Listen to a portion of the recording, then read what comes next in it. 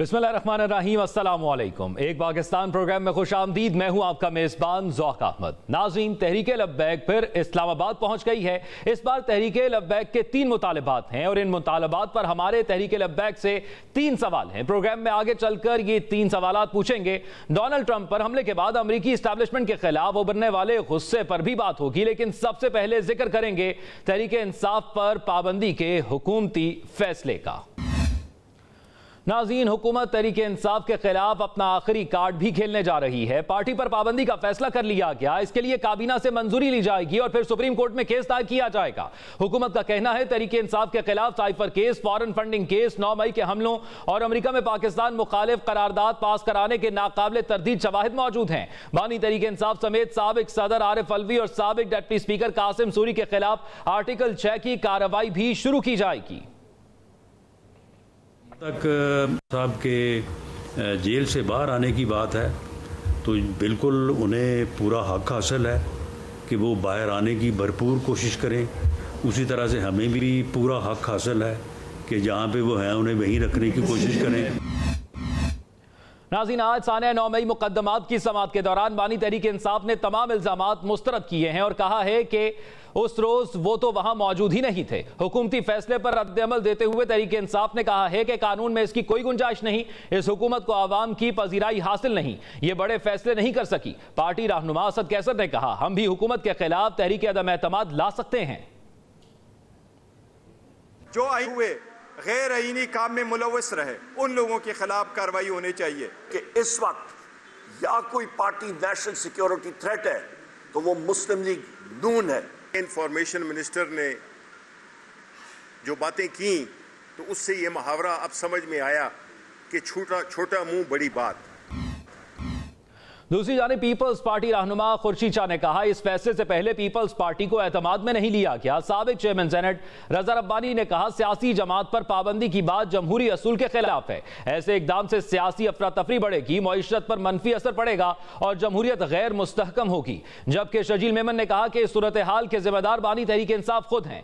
MQM ने तहरीक इंसाफ पर रियासत मुखालिफ पॉलिसियां अपनी सियासत का हिस्सा बनाने का इल्जाम लगाया, जबकि अवामी नेशनल पार्टी ने तहरीक इंसाफ पर पाबंदी के ऐलान की मुखालिफत की। अमीर जमात इस्लामी हाफिज नईम रहमान ने कहा, तहरीक इंसाफ पर पाबंदी का हुकूमती फैसला वस्तायत की मिसाल है। इंसानी हकूक कमीशन पाकिस्तान ने भी तहरीक इंसाफ पर पाबंदी को गैर आईनी करार दिया। साबिक वजीर आजम शाहिद खाकान अब्बासी ने कहा, सियासी जमात पर पाबंदी हुकूमत का इख्तियार नहीं है, इस हुकूमत का तो अपना मैंडेट मशकूक है।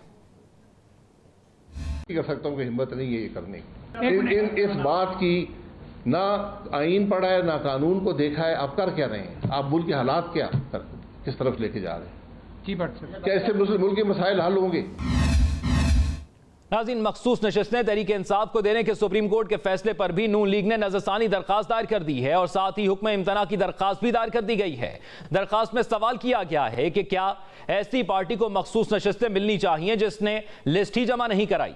पाकिस्तानी आइन का आर्टिकल 17 फ्रीडम ऑफ एसोसिएशन से मुतल्लिक है। इसकी शिक 2 कहती है, अगर हुकूमत करार देती है कि कोई जमात मुल्क की खुद मुख्तारी और सालमियत के खिलाफ है तो 15 दिन के अंदर अंदर वो सुप्रीम कोर्ट में एक रेफरेंस दायर करेगी। अगर किसी जमात पर पाबंदी लग जाए तो इलेक्शन कमीशन उसको डीलिस्ट करे और इसकी रजिस्ट्रेशन खत्म कर देना है जिस जमात पर पाबंदी लगाई जाए। अगर उसके अरकान असेंबली में मौजूद हैं तो उनकी असेंबली रुकनीत भी खत्म हो जाती है और फिर वो जिमनी इलेक्शन में आजाद हैसियत से हिस्सा लेने के अहल भी नहीं रहते।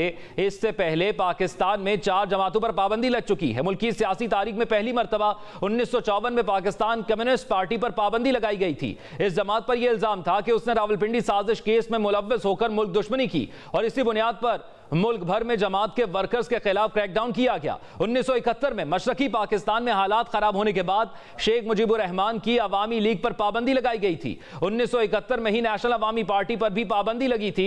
फिर मुल्क दुश्मन सरगर्मियों का इल्जाम लगाकर 1975 में भी नेशनल अवामी पार्टी पर पाबंदी लगाई गई थी। 2020 में GA सिंध कौमी महाज पर भी पाबंदी लग चुकी है और अब तहरीक इंसाफ पर पाबंदी लगाने के इरादे जाहिर किए जा रहे हैं। इस तमाम सूरत हाल में ये मामलात कहां जा रहे रहे हैं तैमूर हसन झगड़ा हमारे साथ मौजूद हैं पाकिस्तान तहरीक इंसाफ से।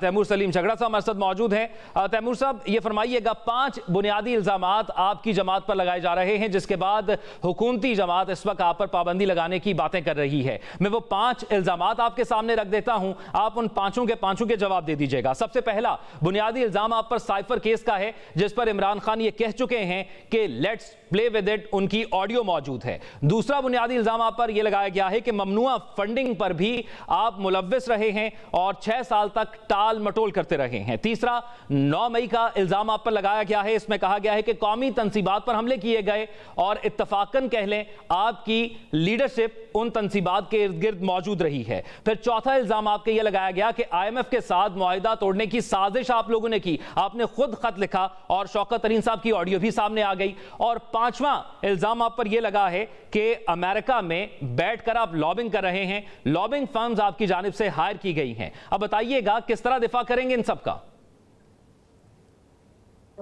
देखें, दिफा बड़े आराम से हो जाएगी, शायद इनको जवाब देने की जरूरत ही ना हो, क्योंकि अगर हुकूमत की नीयत ठीक होती तो ये सुप्रीम कोर्ट के फैसले के 2 दिन बाद ना होता। सारी बातें वो है जो साल से 2 साल से उससे ज्यादा से भी चल रही।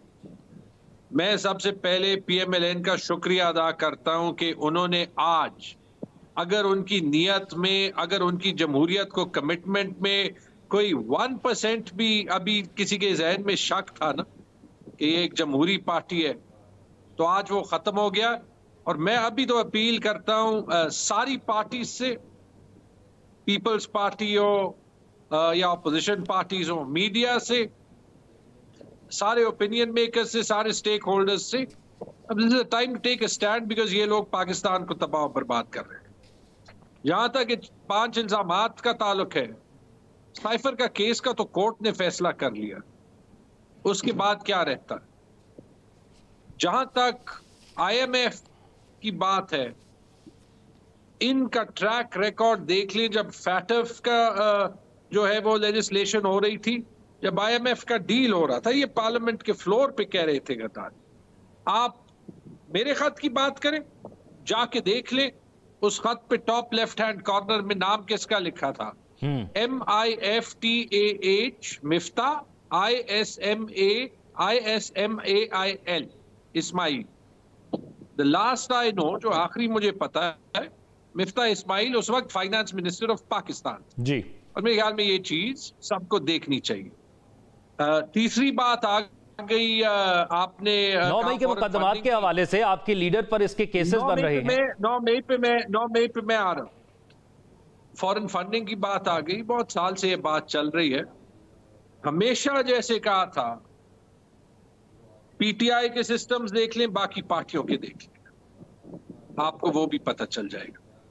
एक आपने और चीज कहा था 9 मई के अलावा जी, इसके अलावा ममनुआ फंडिंग थी और अमेरिका में लॉबिंग के हवाले से भी आप पर इल्जामात हैं।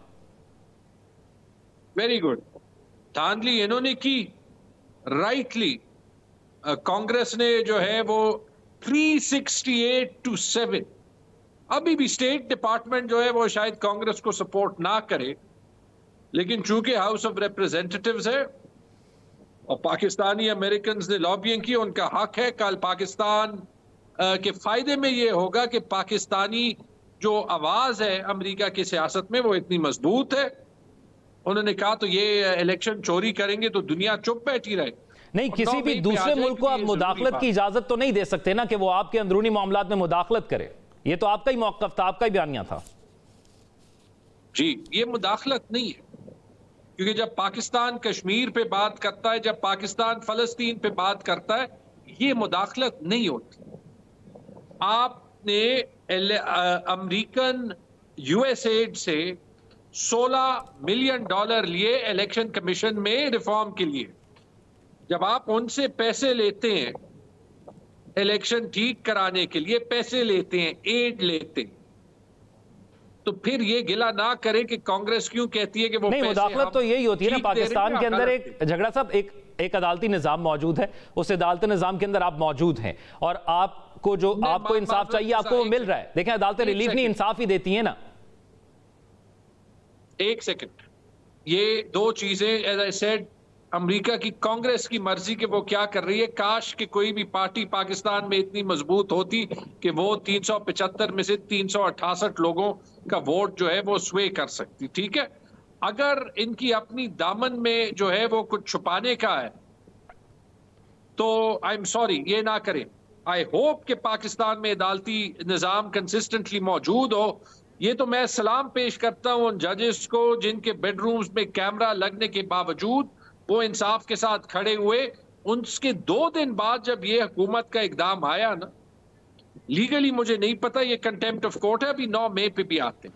अच्छा 9 मई के हवाले से बिल्कुल ये फरमाइएगा, ये जो पिछली बात की इसके बाद 9 मई की, क्योंकि ये मौजाना तौर पर हुआ कि जहां जहां अटैक हुआ वहां पर आपकी लीडरशिप मौजूद थी, इसको आपको डिफेंड करना पड़ेगा, वरना हुकूमत कह रही है आप पर पाबंदी लगा देंगे, एक सियासी जमात नहीं रहेंगे आप।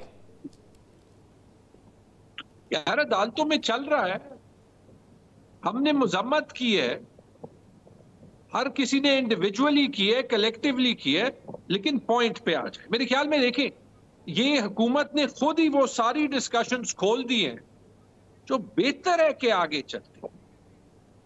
जब एक स्ट्रॉन्ग स्टांस हो ना तो आप अदालत पे रिलाई करते। हमने बार बार उन्हीं केसेस के लिहाज से पेशावर में कहा है कि वी रिक्वेस्ट कि वो जल्दी से जल्दी प्रोसेस हो, कि हम वहां पीसफुल प्रोटेस्ट के लिए मौजूद थे। अच्छा झगड़ा साहब, ये फरमाइएगा, आज आपके बानी चेयरमैन, बात सुन। हुकूमत ने क्या किया? अगर वो स्ट्रॉन्ग फुटिंग पे होते तो क्या वो 10,000 वर्कर्स को विदाउट वारंट अरेस्ट करते? क्या वो सूबाई और कौमी इंतखाबात 90 दिन में टाइम पे करते या ना करते? क्या वो जबरी गुमशुदगियों का वो सिलसिला एक पार्टी के खिलाफ शुरू करते जो कि कभी पाकिस्तान की तारीख में नहीं हुआ और जिसने स्पॉटलाइट बलोचिस्तान और बाकी जगहों पे भी जो जबरी गुमशुदगियां हो रही हैं उस पे लाते? क्या वो उन सारे लोगों को माफ करते? हमारे सूबाई सदर थे, हमारे 2 चीफ मिनिस्टर्स थे और उनसे किंग्स पार्टी बनवाते। मैं यही जानना चाह रहा हूँ झगड़ा साहब, सवाल ले लीजिएगा यहाँ पर, एक जानिब यहाँ पे सवाल ले लीजिएगा ना, एक जानिब आप मजम्मत करते हैं, एक जानिब आज आपके बानी चेयरमैन कहते हैं कि माफी मांगे हुकूमत और लोग जिन्होंने ये करवाया। एक जानिब आप कहते हैं कि इन लोगों ने ये करवाया, एक जानिब आपके लोग मजम्मत करते हैं। आप मजम्मत के साथ हैं या माफी के साथ हैं? नहीं, जो काम गलत हुआ है उसकी मुजम्मत हम करते हैं, जिसने भी किया है, चाहे वो 9 मई को, चाहे वो 8 फरवरी को, चाहे वो 9 मई और 8 फरवरी के दरमियान। और विदाउट अ डाउट अगर कोई प्रूफ कर ले कि मैंने किया है, इमरान खान ने किया है, किसी और ने किया है, तो सारी कौम मुजम्मत करेगी। लेकिन इसका फैसला कौन करेगा? आप, मैं या शहबाज शरीफ जो अपनी सीट हारा है, या अदालत? नहीं तो फिर बानी पीटीआई को भी तो इंतजार करना चाहिए कि अदालतें फैसला कर लें तो फिर माफी का मुतालबा करें ना। यार बानी पीटीआई जेल में है। जब बानी पीटीआई इमरान खान की रिहा होने का वो आता है तो एकदम से नैब का नया केस आता है। वही इमरान खान को हर रोज जो है वो बुलाते थे। बट गो बैक, ये जो सारी बातें मैंने आपको कही हैं, अगर हुकूमत का केस स्ट्रांग होता तो ये सब कुछ करते। आज भी जब फैसला इंप्लीमेंट हुआ है, हमारे एमएनए उसके 16 साल बेटे को अगवा किया, अजहर माशवानी और शहबाज गिल के रिलेटिव्स को अगवा किया, ये काम हो रहा होता। ये लॉजिक बताती है, क्योंकि जब आपका स्ट्रांग स्टैंड होता है, मेरी सीट छुपाई गई है, पीएमएलएन का एक बंदा है जिसके 1600 वोट थे, 25,000 वोट पे जीता गया है। मैं क्या लोगों को अगवा कर रहा हूं? मुझे पता है कि अच्छा एक और चीज बता दीजिएगा तैमूर झगड़ा साहब, आपकी पार्टी पर जब पाबंदी लगाने की बात की जा रही है और पीएमएलएन आज प्रेस कॉन्फ्रेंस करके ये कहती है, तो आपको लगता है कि ये अपने ऑन पर कर रहे हैं या कोई मुख्तदर हल्के भी साथ हो सकते हैं? आपका क्या ख्याल है? आप बताएंगे, हमने तो प्रेस कॉन्फ्रेंस सुनी, उसका जवाब आपसे ले रहे। आपको क्या लग रहा है? लॉजिक ये कहती है कि अकेले नहीं कर रहे, और अफसोस इसलिए हो रहा है कि अगर मैं एक्चुअली डिस्पैशनेटली, कहते हैं ना कि स्टेप बैक, जो काम पाकिस्तान में हो रहे हैं, जो हमारे माशी मसाइल हैं, जो हमारे पॉलिटिकल मसाइल हैं, जो हमारे सिक्योरिटी के मसाइल, बनू में आज पूरा दिन एक ऑपरेशन चल रहा था। लोगों की तलखियां कम करनी चाहिए।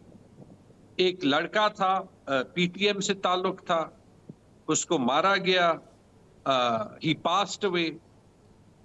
उसका जनाजा आपने देखा था। मैं पीटीएम की पॉलिटिक्स नहीं सर, किसने मारा उसको? अब इस पे आप, ये मैं नहीं कहता कि किसने मारा किसने नहीं मारा, ना मुझे पता है, लेकिन ये मुझे पता है कि जब फिर ट्रेंड्स सर झगड़ा हुआ ना, किसका कारकुन है ये चेक कर ले, ये कौन है, ये सब कुछ सामने है। बात सुन लेना। जब ये होता है उसके बाद इन एलिमेंट्स के ऊपर आपने हाथ रखना हो।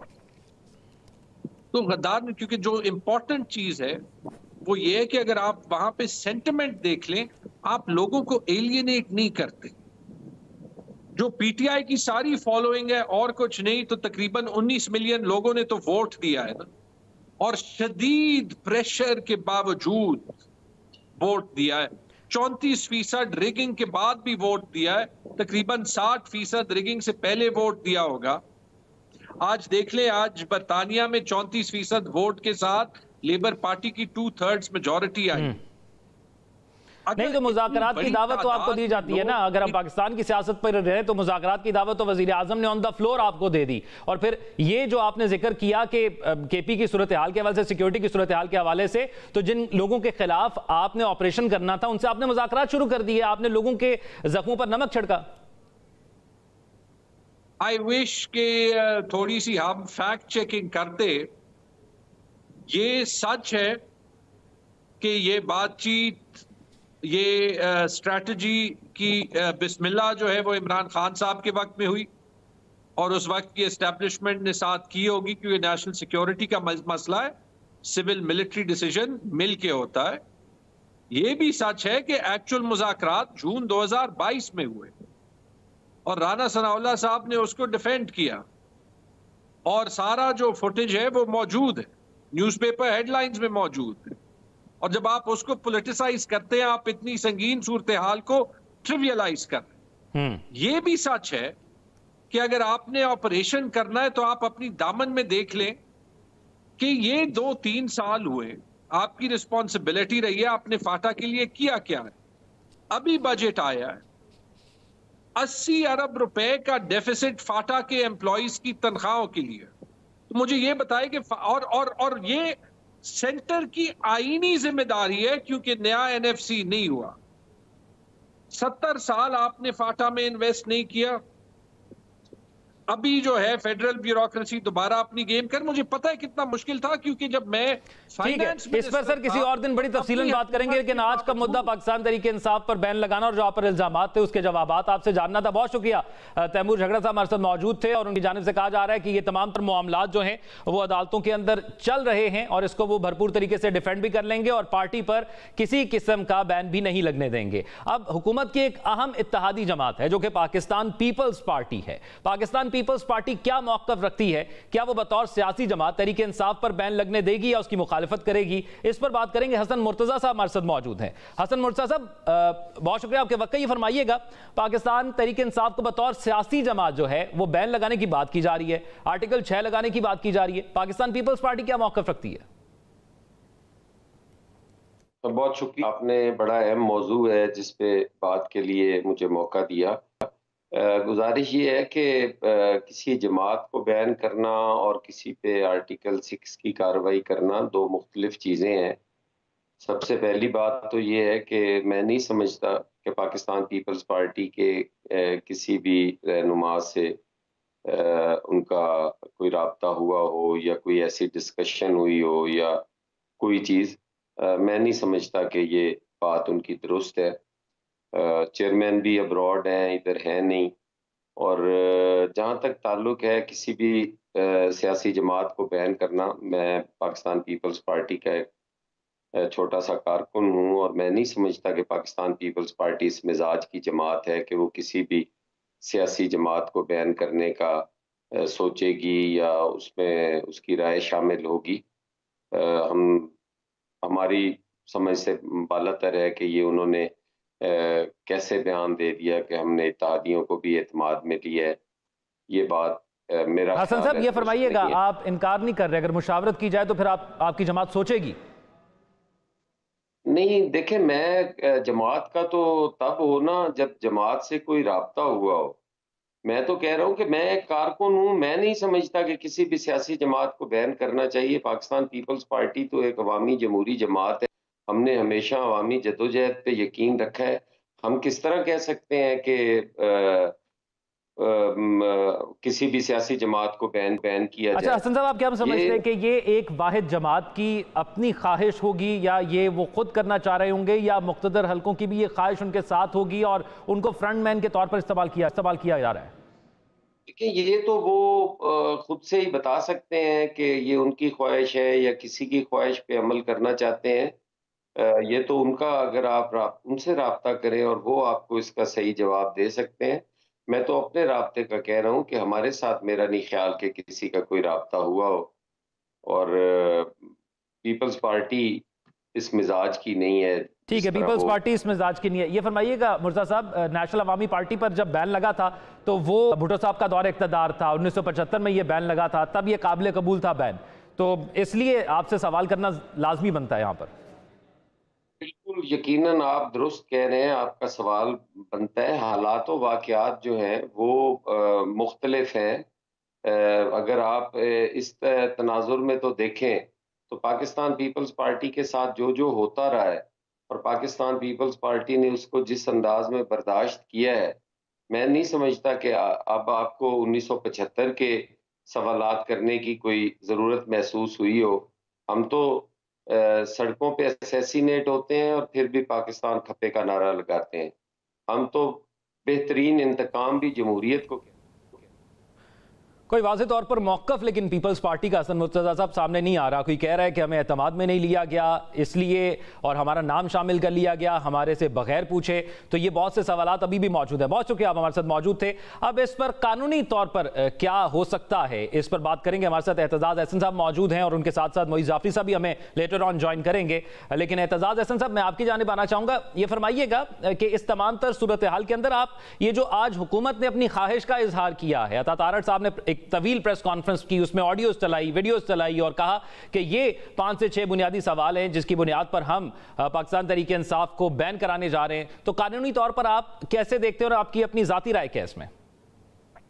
पहली तो बात यह है कि पाबंदी जब लगी नेशनल अवामी पार्टी पे तो पाबंदी लग गई।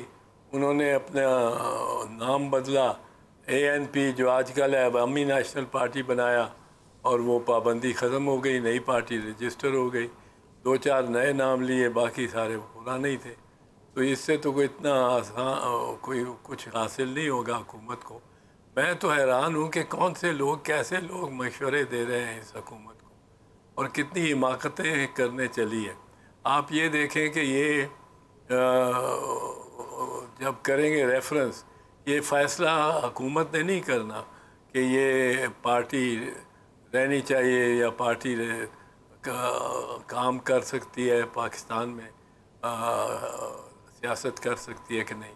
ये फ़ैसला करना है सुप्रीम कोर्ट ने, और फुल कोर्ट बैठेगा इसके लिए, क्योंकि वो पहले भी यही नज़ीर है। और फिर ये है कि जो हुकूमत को सारे सबूत पेश करने पड़ेंगे कि किस तरह इस जमात ने integrity and sovereignty of Pakistan को ख़तरे में डाला है। इंटेग्रिटी एंड सॉवरेंटी यानी पाकिस्तान की इक़्तिदार आला एज ए रियासत और पाकिस्तान की यकजहती को किस तरह ख़तरे में डाला है, उसका सबूत देना पड़ेगा। अगर ये कहते हैं जैसे इन्होंने कहा कि 9 मई का जो है ये तारड़ साहब ने खुद का वो एक इल्ज़ाम इन पे साबित करेंगे। कैसे साबित करेगी हुकूमत? आखिरकार दफा के भी तो कोई हकूक़ होते हैं। अब वो अगर पहला काम करेगी मेरा ख्याल PTI कि वो IG पंजाब को तलब करवाएगी सुप्रीम कोर्ट में, और सुप्रीम कोर्ट को अगर उन्होंने कहा कि इसको तलब करना ज़रूरी है इस अफसर को, क्योंकि ये सारा वक्त उसमें रहा है जिस 9/5 की कंस्पिरेसी, ये साजिश थी PTI के ख़िलाफ़। ये मुल्क के ख़िलाफ़ PTI की साजिश नहीं थी, पर हुकूमत की साजिश थी PTI के ख़िलाफ़, क्योंकि वो उन्होंने कहा इसलिए आप आईजी पंजाब को तलब करें, आईजी पंजाब तलब हो जाएगा। आईजी पंजाब से पहले ही सवाल किया जाएगा कि आप ये बताएं कि कितने मौके पे कितने वकूओं पे आपके हमारे सेंसिटिव तनसीबात दिफाई पे हमला हुआ आपके पंजाब में। वो कहेगा 8 या 9। अच्छा। अब उसमें वो कहेंगे कि कोर कमांडर का हाउस भी आ गया, अस्करी इमारत भी आ गई, ISI का दफ्तर फैसलाबाद में आ गया, और मिसाल के तौर पे GHQ का गेट जो है वो रावलपिंडी में आ गया। अब वो कहेंगे कि आप हमें ये बताएं कि ये कोर कमांडर हाउस क्या दुरुस्त है? 8-10 घंटे जलता रहा? जी जलता रहा, और इसके वीडियो भी बनते रहे। ये बताएं मुझे कि आपका कोई मातहत, कोई SHO, कोई DSP, कोई SP, कोई SSP, कोई DIG, इस सारे पंजाब में जहाँ जहाँ ये हुआ, कोई भाग के पहुँचा कि मैं आग बुझाऊँ और मुलज़िमों को गिरफ़्तार करूँ, या किसी जुलूस को आपने रास्ते में रुकावट डाली? आप वो कहेंगे कि जी हमने इसलिए नहीं डाली कि वो गोली चल जाए, तो आप गोली नहीं चलाने की खातिर आप हवा में फायर करते तो ये जुलूस सारा भाग जाता। बीबियों और बच्चियों से तो ज़्यादातर PTI की जुलूसों में होती हैं। तो आप क्या कहेंगे फिर? किसने आग लगाई? अगर ये जुलूस किसी के पास आपने असला का कोई किसी FIR PCO FIR की है, किसी में असला किसी के हाथ में दिखाया आपने, तो ये तो उल्टा पड़ेगा कि इस आग भी लगाई कि किसी तीसरी ताकत ने, ये भी साबित हो जाएगा, और ये उल्टा पड़ेगा शहबाज शरीफ के पर। और मुझे समझ नहीं आती ये किस तरह के केसेस और बनाना चाहते हैं, क्या करना चाहते हैं, सियासत पाकिस्तान की सियासत से क्या खिलवाड़ खेलना चाहते हैं। और फिर खुद मैं आपको बताऊं, ये 2-3 रोज़ में इसको वापस ले लेंगे। अच्छा। इस ऐलान को वापस ले लेंगे, क्योंकि इनको जब पता लगेगा कि इसमें डिफेंस ये है एक और PTI का कि ये सारा ड्रामा जो कर रहे हैं रेफरेंस का, ये दरअसल फॉर्म 45 की जो बहस है और कंट्रोवर्सी है फॉर्म 45 की, उससे लोगों की अटेंशन और तवज्जो हटाना चाहते हैं, क्योंकि फॉर्म 45 इनके मुजरिमाना हरकतों का बैन सबूत है।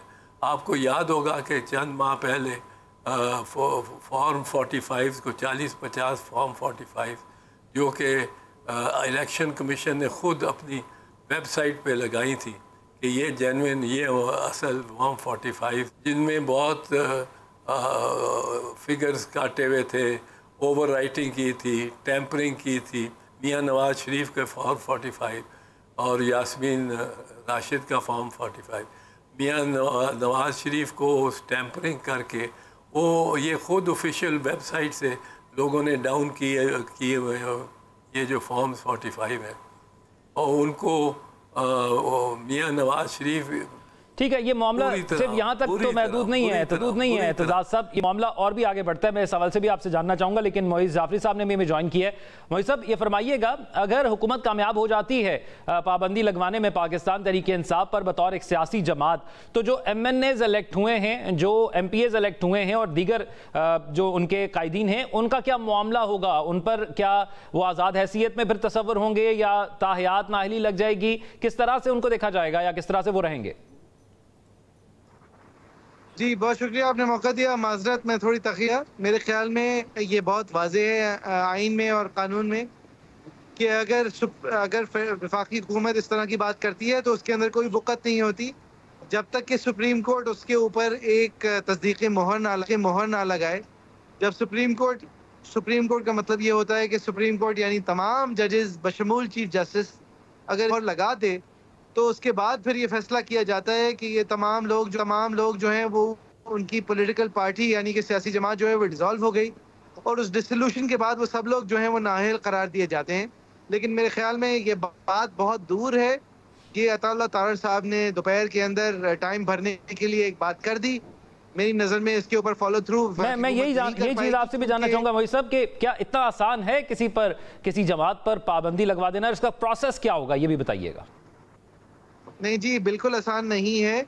अगर एक सियासी जमात के बारे में ये शक किया जाए सबूत के साथ कि वो पाकिस्तान की सलामती के खिलाफ काम कर रही हो, तो फिर उसके हवाले से एक डिक्लेरेशन दी जाती है और उसको सुप्रीम कोर्ट को भेजा जाता है। यहाँ पर इस तरह की बात करके सुप्रीम कोर्ट तक भेज के सबूत जमा करके, ये एक बहुत दूर की बात है, ये एक मजे का खेज बात है। मेरे ख्याल में ये संजीदगी से तारड़ साहब की बात को नहीं लेना चाहिए। अच्छा, एतजाज हसन साहब मौजूद हैं, मैं उनसे भी जान लेता हूं इस तमाम तो सूरत हाल के हवाले से। एतजाज साहब, आप फरमा रहे थे फॉर्म 45, 46, 47 वाली गुफ्तगू, लेकिन मामला 9 मई का भी आपने जिक्र किया, तो मामला 9 मई तक नहीं है, और भी इल्जाम लगाए गए। उसमें साइफर केस है, उसमें फिर IMF को रोकने की कोशिश है, उनसे मुआहिदा सबूताज करने की कोशिश है, फिर फॉरेन फंडिंग का मामला उठाया गया है, और ये 6 साल तक मामला फॉरेन फंडिंग वाला लटकता रहा। फिर अमेरिका में जो करारदाद पेश की गई, लॉबिंग की गई, ये तमाम तर मामलात भी उसके अंदर शामिल हैं। साइफर तो सिफर है, पहले ही मैं हर दफ़ा बता रहा हूँ, साइफर में कोई राज नहीं है न्यूक्लियर, कोई हमारी मिसाइल टेक्नोलॉजी का राज नहीं है, वो तो बिल्कुल सिफर है, वो भी उल्टा इन पे पड़ेगा। बिल्कुल वो एक सफ़ीर ने लिखा, एक मतलब है अपनी तरफ से, उनके एक बड़े ऑफिशियल ने हमारे आर्मी चीफ को हिदायत दी है। इस तरह देखें ना, वो उसने कोई इमरान खान को तो नहीं लिखा कि आपको हटाना ज़रूरी है, वो तो लिखा उसने सफ़ीर को जो कहा, वो पैगाम दिया था बाजवा साहब के लिए, और बाजवा साहब और वो सफ़ीर, लेकिन सफ़ीर से गलती हुई कि उसने रूटीन में वो साइफर की कॉपी प्राइम मिनिस्टर को भी भेज दी। अब प्राइम मिनिस्टर वाहिद वो एग्जेक्टिव अथॉरिटी है कॉन्स्टिट्यूशन के, उसके ओथ के तहत, जो कि किसी भी डॉक्यूमेंट को डीक्लासीफाई कर सकता है, वो तो केस ही सिफर है। फिर जो आप दूसरा आपने किया फॉरेन फंड्स का, फॉरेन फंड्स का सिर्फ ये नहीं है कि फॉरेन फंड वो आया होता है, उसकी जो इस्तेमाल है और उसका वो सारा आपको ट्रेल देनी पड़ती है, प्रोसिक्यूशन पे बर्डन है।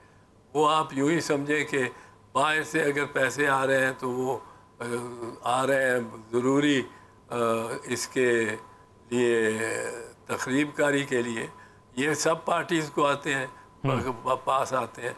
वो सुप्रीम कोर्ट ने तो हुक्म दिया था इलेक्शन कमीशन को कि बड़ी पार्टियों का इकट्ठा आप ये ऑडिट करें, उन्होंने किया ही एक पार्टी का सिर्फ, वो भी मैला फाइडी बन जाती है सारी।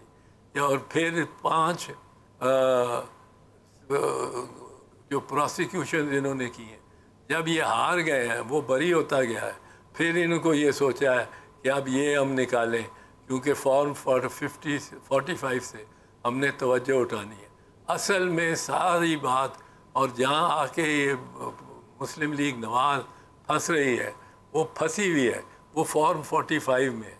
फॉर्म 45 में को ज़ाया करके, तलफ करके, या उसमें अच्छी भली फोर्जरी करके आप फॉर्म 47 के पे नतीजे के लिए इंसार करते हैं। जब तक फॉर्म 45 ना हो, फॉर्म 47 का नतीजा कि कौन जीता कौन हारा वो अखज़ ही नहीं किया जा सकता। ठीक है, यानी अखज़ नहीं किया गया, और ये सारे मामला जो है ये अभी भी गुफ्तगू के अंदर मौजूद है। मैं मोहित साहब आपसे जानना चाहूँगा, इससे पहले भी कुछ जमातों पर पाबंदी लगी, हमारे माजी के अंदर ये मौजूद है, तो क्या उनकी बेसिस कैसी रही? जब उनको लेकर जाया गया तो क्या वो भी सुप्रीम कोर्ट के अंदर उनके मामला लेकर गए थे? और अगर इस बात को वफाकी काबीना से मंजूरी के बाद सुप्रीम कोर्ट के अंदर 15 दिन के अंदर अगर ये ले जाते हैं, हुकूमत ले जाती है, तो फिर किन ग्राउंड्स पर इसको देखा जाएगा? सुप्रीम कोर्ट किन ग्राउंड्स पर देखेगी इस चीज़ को? देखिए, मेरी नज़र में ये एक बिल्कुल मजे का खेज बात है। सुप्रीम कोर्ट के अंदर ये बात ले जाने के लिए आपने दिखाना है कि PTI जो है, जिस जमात के हवाले से ये बात हो रही है, वो पाकिस्तान की सलामती के खिलाफ है। और अगर आपने ये केस बनाना है तो आपने महज बातों के बजाय ये बात बाकी दिखानी होगी कि इमरान खान साहब पाकिस्तान के खिलाफ है, और ये दिखाने के लिए आपके पास जो भी सबूत है वो मैंने तो अभी तक नहीं देखी है। नहीं, वो कह रहे हैं ना, तारड़ साहब ने कहा कि फलां बंदा फलां के साथ बैठा हुआ था, उसकी फलां के साथ खाना खाते हुए फोटोज थी। ये वो सबूत है जिनको वो समझ रहे हैं कि बहुत अहम सबूत है। नहीं, ये बकवास बातें हैं। ये महज these are randomly executed things. ये इस तरह से ये मेयार मीट नहीं करता। आपने दिखाना है कि एक सियासी जमात जो है वो पाकिस्तान के खिलाफ है, और उसको दिखाने के लिए पाकिस्तान की हैयत के खिलाफ है, पाकिस्तान की सॉवरेनिटी के खिलाफ है, पाकिस्तान के ख्याल के खिलाफ है। और ये दिखाने के लिए मेरे ख्याल में वफाकी हुकूमत के पास कुछ भी नहीं है।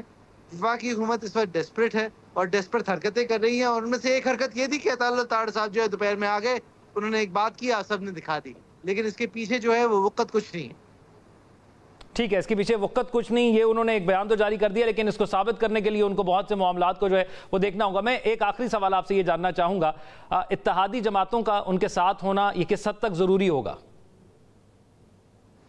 देखिए, इत्तेहादी जमातें, देखिए ये नंबर्स जो हैं सिर्फ जब इफेक्ट होंगे जब सुप्रीम कोर्ट ये डिक्लेयर कर दे कि वफाकी हुकूमत की बात दुरुस्त है। उससे पहले वफाकी हुकूमत की डिक्लेरेशन से कोई फर्क नहीं पड़ता। और ये बात, अच्छा, अगर सुप्रीम कोर्ट फर्ज करेंगे, मान लेती है कि जो इल्जामात लगाए जा रहे हैं वो ठीक हैं, तो फिर सादा अक्सरियत चाहिए होगी, किस तरह से मामलात होंगे, 2/3 मेजॉरिटी चाहिए होगी? देखिए, 2/3 मेजॉरिटी इस वक्त एक बहुत दूर का ख्वाब रह गया है। सादा अक्सरियत भी इस वक्त एक बहुत दूर का ख्वाब है इस अक़लियती हुकूमत के लिए। लेकिन अगर आप ये इल्ज़ाम लगाना चाहते हैं, जिस तरह भी लगाना चाहते हैं, उसके लिए जो मवाद चाहिए वो इस वफाकी हुकूमत के पास नहीं है। ठीक है, यानी आप समझते हैं कि हुकूमत के पास वो स्ट्रॉन्ग ग्राउंड्स नहीं है जिसकी बुनियाद पर वो पाकिस्तान तरीके इंसाफ पर पाबंदी लगाने का जो ख्वाब देख रही है वो शर्मिंदा ताबीर हो सके। बहुत शुक्रिया। एतजाज़ हसन साहब हमारे साथ मौजूद थे, माहिर कानून, और मोइज़ जाफरी साहब जो है कानूनी मामलात के हवाले से अपनी राय से आगाह करें। दूसरी जानिब नाज़रीन, आलमी सतह पर एक अहम पेशरफ्त और एक अहम मामला हुआ है। अमरीकी सदारती उम्मीदवार और साबिक सदर डोनाल्ड ट्रंप पर कातिलाना हमले में मामूली जख्मी हुए हैं और गोली उनके कान को छूकर चली गई। डोनाल्ड ट्रंप पर होने वाला यह हमला इस सदी का सबसे बड़ा वाक़या है। 3 दिन गुजर जाने के बाद इस हमले के मुहर्रिकात, वजूहात और तहकीकात ताहाल एक मुअम्मा बने हुए हैं। ट्रंप पर होने वाले मुबैना कातिलाना हमले के बाद सवालात का ना खत्म होने वाला सिलसिला शुरू हो चुका है और हम उम्मीद करते हैं कि इन सवालात के जवाबात अमेरिका में भी बहुत जल्दी मिलना शुरू हो जाएंगे और इस हमले के बाद वहां पर सियासी जो अवामिल हैं वो बहुत हद तक मुतासर हो रहे हैं। इस तमाम सूरत हाल पर गोलियां चलाने में जो शूटर कामयाब हुआ और ये सब कुछ एक ऐसे इलाके में हुआ जिसकी मुकम्मल सिक्योरिटी क्लियरेंस दी गई थी। क्या डोनाल्ड ट्रंप को सदारती दौर से बाहर रखने के लिए उन पर कातिलाना हमला करवाया गया? यह अहम सवाल है। ट्रंप पर हमले के लिए उनकी ही पार्टी का कारकुन क्यों इस्तेमाल किया गया? यह कैसे मुमकिन है कि एक राइफल से लैस शख्स छत पर चढ़कर रेंगते हुए डोनाल्ड ट्रंप से 130 मीटर के फासले तक पहुंच सके? अवाम की जानिब से मिलने वाली वार्निंग्स को क्यों नजरअंदाज किया गया है? ये बहुत से अहम सवालात हैं जिस पर वहां पर भी जवाबात तलब किए जा रहे होंगे। क्या सदारती उम्मीदवार पर हमले के लिए सीक्रेट सर्विस ने मदद फराहम की? सदारती इंतखाब से महज 4 माह कबल सीक्रेट सर्विस एक ऐसे उम्मीदवार की हिफाजत करने में कैसे नाकाम हुई जिसके सदर मुंतखब होने पर 70% अवाम को यकीन है? तो ये वो मामलात हैं जिस पर वहां पर भी जो है वो सवालात उठ रहे हैं और जवाबात की तलाश होगी।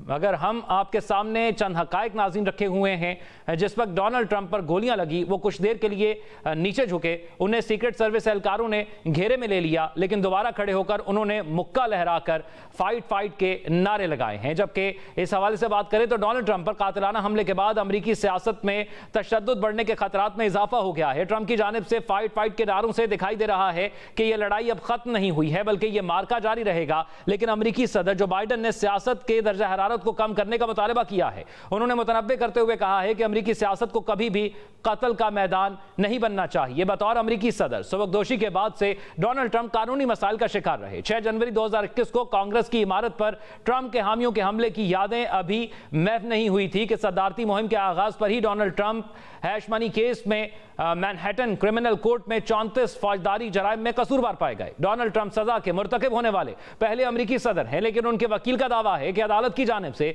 मुजरिम करार देने के फैसले का उनकी सियासत और मकबूलियत में कोई कमी नहीं हुई। डोनाल्ड ट्रंप सिर्फ एक केस में ही अदालती कार्रवाई का सामना नहीं कर रहे हैं बल्कि उन पर मुकदमात की एक तवील फहरिस्त है। रवा बरस जनवरी में न्यूयॉर्क की एक अदालत ने डोनाल्ड ट्रंप को एक मुसन्निफा के बारे में अपने सदारती दौर के दौरान हत्या आमेज तबसरा करने के मुकदमे में 83.3 मिलियन डॉलर हर्जाना अदा करने का हुक्म दिया है। इसी बरस फरवरी में न्यूयॉर्क की एक अदालत ने डोनाल्ड ट्रंप को धोखाधड़ी के इल्जामात पर $35.5 करोड़ अदा करने का हुक्म दिया और न्यूयॉर्क में उनके कारोबार पर 3 साल की पाबंदी लगा दी गई है। अब देखना यह है कि अमेरिका में जो इंतखाबात होने जा रहे हैं वो किस माहौल के अंदर होंगे। नाज़रीन, इस प्रोग्राम से फिल वक्त इतना ही। अपना ख्याल रखिएगा, मुझे इजाजत दीजिए, अल्लाह हाफिज।